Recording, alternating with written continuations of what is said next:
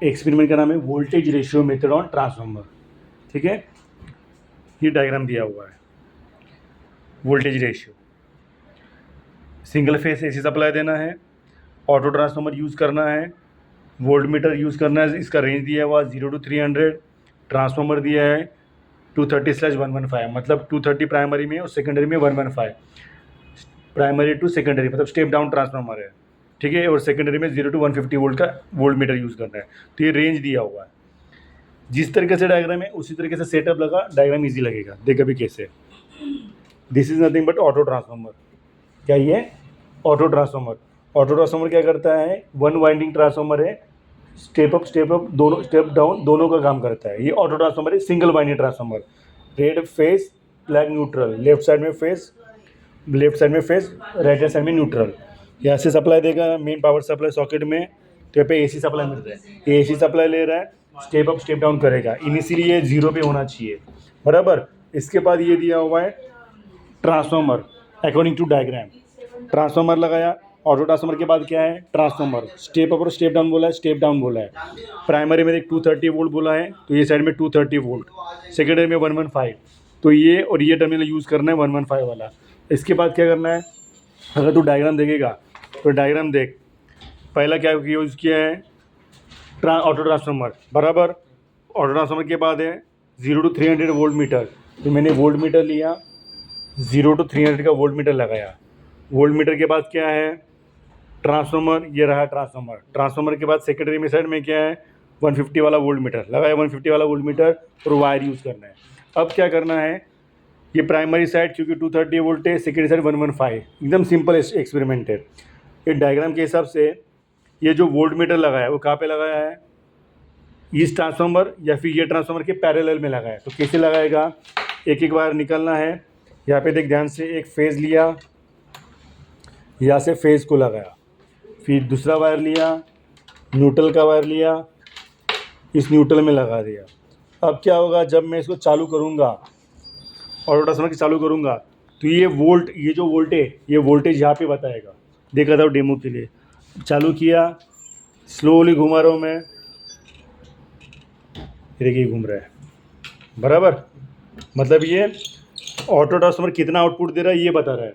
भी यही वोल्टेज किसको देना है, इसको देना है। तो मैं 0 पे लेके गया, सप्लाई को ऑफ किया। अब क्या करना है, फिर से 2 वायर लेना है, एक वायर निकाला, एक इसको लगाना है फेज़ को, फिर यही फेज़ वाला वायर वोल्ट मीटर के फेज़ को लगाओ या फिर ऑटो ट्रांसफार्मर के फेज़ को लगाओ, मीनिंग एक ही है।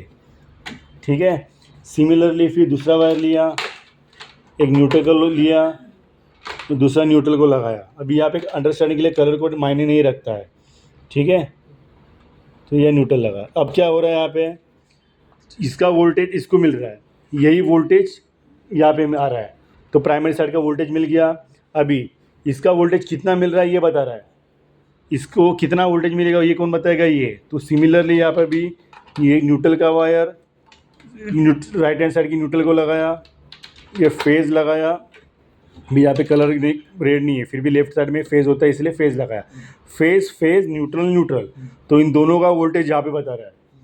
अब इस तरीके से कनेक्शन है अकॉर्डिंग टू डायग्राम। डायग्राम देखिए तो उस तरीके से कनेक्शन कैसे किया मैंने, पहला ऑटो ट्रांसफार्मर लगाया, ऑटो ट्रांसफार्मर के बाद क्या है, 0 to 300 का वोल्ट मीटर है, 0 to 300 के वोल्ट मीटर के बाद तेरा ऑर्डिनरी ट्रांसफार्मर है, ऑर्डिनरी ट्रांसफार्मर के बाद क्या है, वोल्ट मीटर है 0 to 150, स्टेप डाउन है इसलिए 300 का रेंज है और 150 का रेंज है।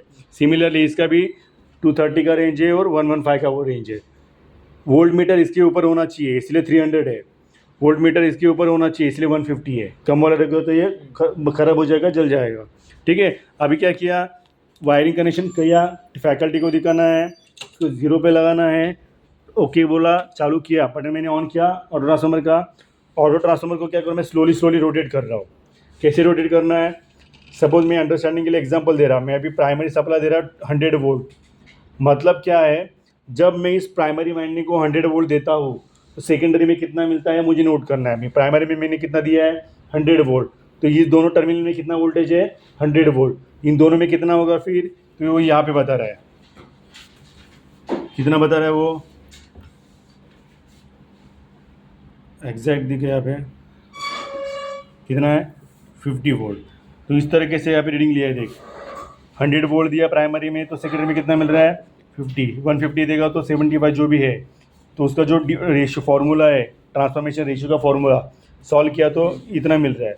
सबका एवरेज कितना आ रहा है, वो 0.5 होगा, आ रहा है तो 0.5, मतलब इस ट्रांसफार्मर का ट्रांसफार्मर रेशियो कितना है, ट्रांसफॉर्मेशन रेशियो 0.5 है।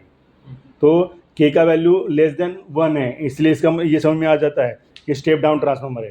अगर 1 से ऊपर होता तो स्टेप अप ट्रांसफार्मर होता। तो इस तरीके से तुम लोग क्या करना है, वोल्टेज रेशियो का एक्सपेरिमेंट करना है। ये कौन सा एक्सपेरिमेंट था, वोल्टेज रेशियो। सिमिलरली आपको क्या करना है, करंट रेशियो करना है।